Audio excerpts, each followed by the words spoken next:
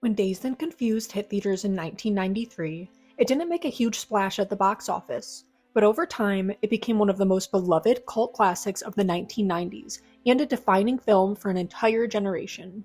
Directed by Richard Linklater, the movie follows a group of high school students in a Texas town on the last day of school in 1976. It's not a movie with a traditional plot.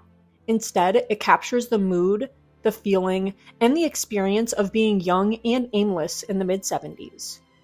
The film isn't about big events or dramatic twists. It's about hanging out, cruising around, getting into trouble, and figuring out who you are. And that's exactly what made it so powerful.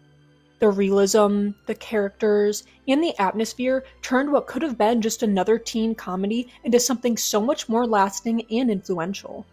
The cast was made up of mostly unknown actors at the time, including future stars like Matthew McConaughey, Ben Affleck, Parker Posey, Mila Jovovich, Joey Lauren Adams, and Adam Goldberg.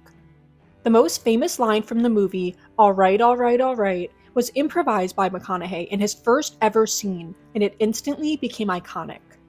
That line alone became part of pop culture language, often repeated and referenced in everything from memes to award shows.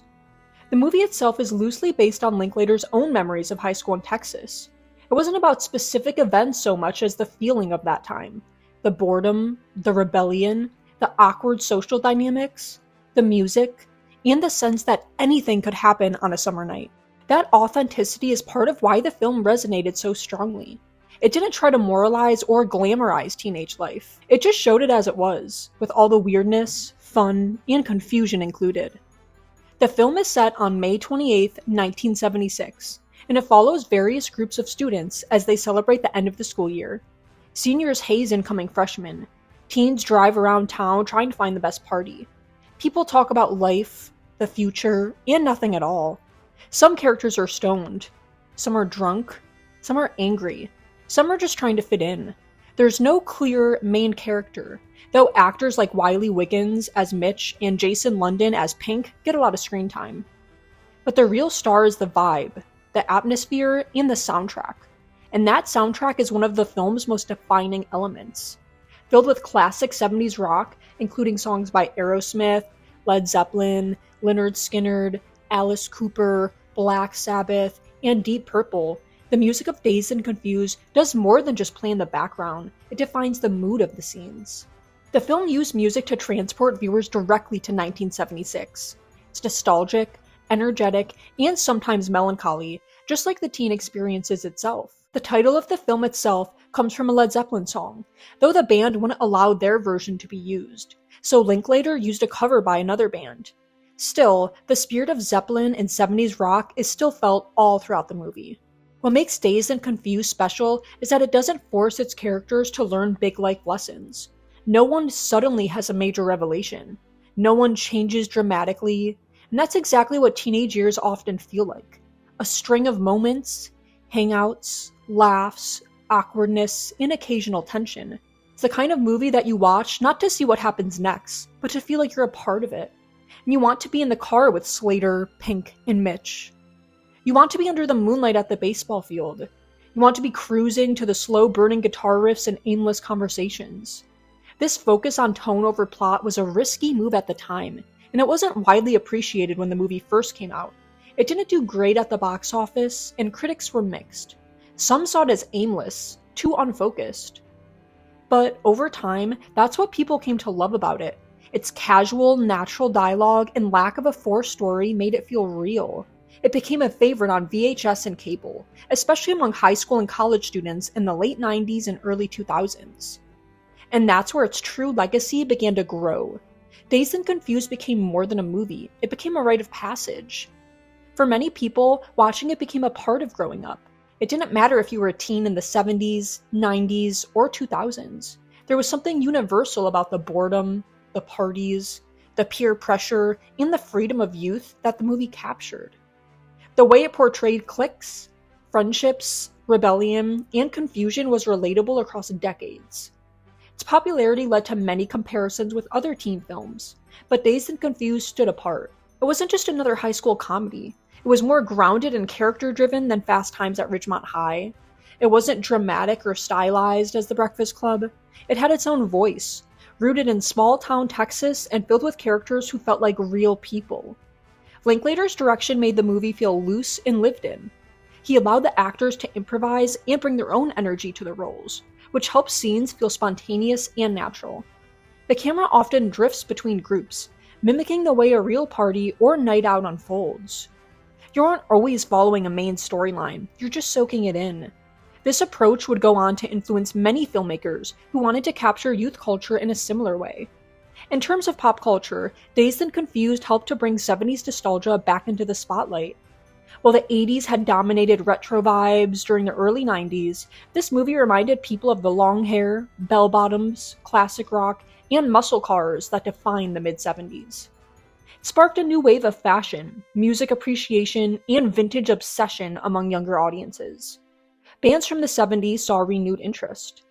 Teens who weren't born until the late 80s were suddenly buying vinyl records and wearing Led Zeppelin shirts. And the cast went on to do big things. Matthew McConaughey's performance as Wooderson became one of the most quoted and imitated characters in movie history. His laid-back delivery, mustache, and strange blend of creepy and cool made him unforgettable. Ben Affleck's role as the angry senior O'Banion showed early hints of his dramatic chops. Parker Posey's mean girl energy as Darla made her stand out as well. The movie became a launching pad for a whole group of young actors who would go on to become stars. In academic and critical circles, Dazed and Confused is often studied for its structure, its naturalistic dialogue, and its reflection of American youth. It's been praised for avoiding cliches and giving a voice to different types of characters without falling into easy stereotypes. Whether it's the stoner, the jock, the nerd, or the quiet observer, each character in the movie feels multi-dimensional. That nuance helped elevate the film beyond its surface-level humor. It's also a film about transitions, between grades, between friendships, between childhood and adulthood. Everyone in the movie is on the edge of something, whether it's graduation, rebellion, or self-discovery. That in-between space is what makes the movie so relatable. It's not about arriving somewhere, it's about the long, strange ride getting there. The way Dazed and Confused handles themes like peer pressure, hazing, and freedom also struck a chord. It doesn't romanticize these things, but it doesn't preach either. It just shows them, often with humor, sometimes with discomfort, and lets the viewer decide what to take from it. That honesty is rare in teen films, which often try to wrap everything up neatly. Linklater had no interest in that. He wanted to make something true. Over the years, the film has inspired directors like Judd Apatow, Kevin Smith, and Greta Gerwig. It's been referenced in music videos, parodied in TV shows, and even honored with anniversary screenings and retrospectives. In 2013, the cast reunited for the film's 20th anniversary, reminding everyone just how enduring it had become. It also sparked debates about whether Linklater could ever really top it.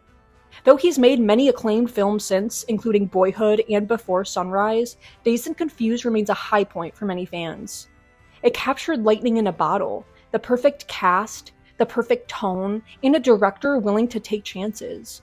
It's hard to imagine something like it being made today in the same way. The movie's legacy is also tied to its quotability. Lines like alright, and it'd be a lot cooler if you did have become a part of pop culture language. They're quoted, memed, and joked about decades later. And yet, the movie never feels overly scripted or forced. Those quotes feel like things real people would say, and that's part of its charm. Ultimately, Dazed and Confused is important not because it had a huge budget or a flashy release. It's important because it captured something real about youth, freedom, and the weird, wonderful space between childhood and adulthood. It gave us characters we could see ourselves in. It reminded us of nights where nothing happened and everything happened at once. And it gave us a soundtrack that still rocks. Its influence on pop culture continues to be felt, not just in film, but in music, fashion, and attitude. It's not just a stoner movie or a high school comedy, it's a time capsule. For many people, a personal favorite that never gets old. And that's the beauty of it. Dazed and Confused didn't need to try hard to be deep. It just needed to be honest. And in doing so, it became one of the most important and enduring films about being young, lost, and free. Like, comment, and subscribe for daily history and culture content.